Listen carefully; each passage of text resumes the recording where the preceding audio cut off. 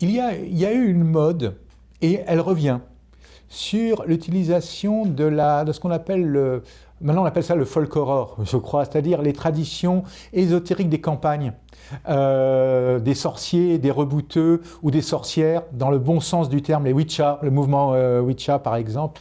Alors bon, comme toujours, il y a eu des films qui disaient absolument n'importe quoi, mais par exemple, en France, il y a un cinéaste comme Mario Mercier qui a fait ce qu'il essayait de faire du magic cinéma, du witch cinéma. Il a fait ça le witch cinéma, avec la papesse et avec la goulve, où il reproduisait, mais alors très fidèlement, des pratiques magiques de sorcellerie, magie blanche ou magie noire.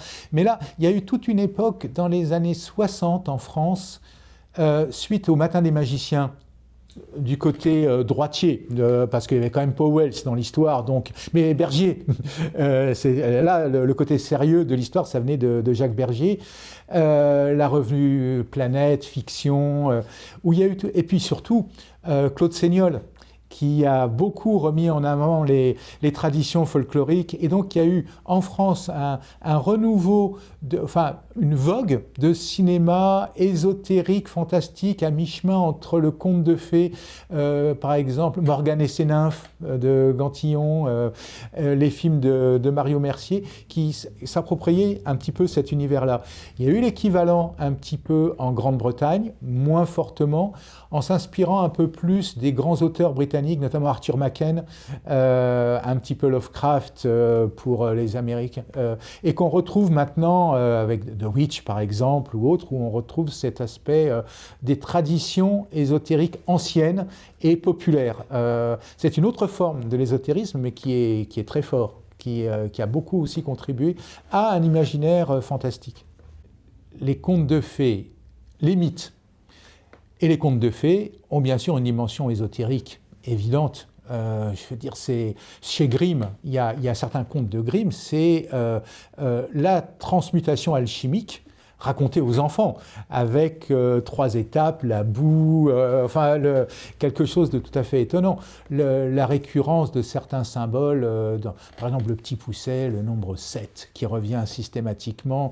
Il y a bien sûr dans les contes de fées, une partie ésotérique, une partie psychanalytique, bien sûr, confère Bettelheim, hein, mais c'est très courant. Mais c'est normal, parce que les contes de fées, les légendes, les mythes, sont des processus d'imaginaire, d'imagination symbolique. L'ésotérisme, au sens le plus large du terme, puis aux mêmes sources. Donc, c'est normal qu'il y ait une jointure. Ce qui est intéressant, c'est que le cinéma étant un art absolument syncrétique, il va prendre partout. Donc il va prendre au conte, aux mythes, aux légendes, aux symboles, au symbolisme dans son côté le plus large possible, et il va développer ça. Alors bien sûr, tous les films, on pourrait faire ça. Cocorico numéro 2, évidemment, ne passe par là. Mais le dispositif du spectateur, lui, reste le même. Il y a quand même une expérience cinématographique, même très pauvre. Mais quand il s'agit ensuite de travailler sur un symbolisme, ça devient très intéressant.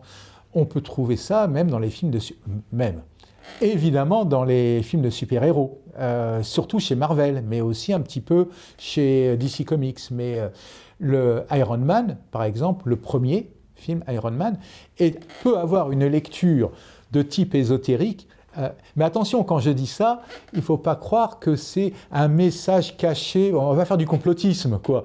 Les scénaristes n'ont pas planqué des messages dedans d'une manière que seule une élite pourrait... Non. C'est juste un visuel, une utilisation d'archétypes qui remonte à la surface, d'autant plus que le cinéma est une œuvre collective, un film est une œuvre collective, même si un réalisateur, il y a, comme l'a montré un linguiste, c'était Christian Metz, il y a une énonciation impersonnelle.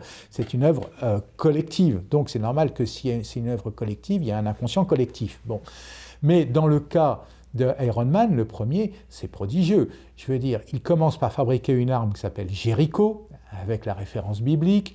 Ensuite, il est blessé, il est capturé, il est mis dans une grotte.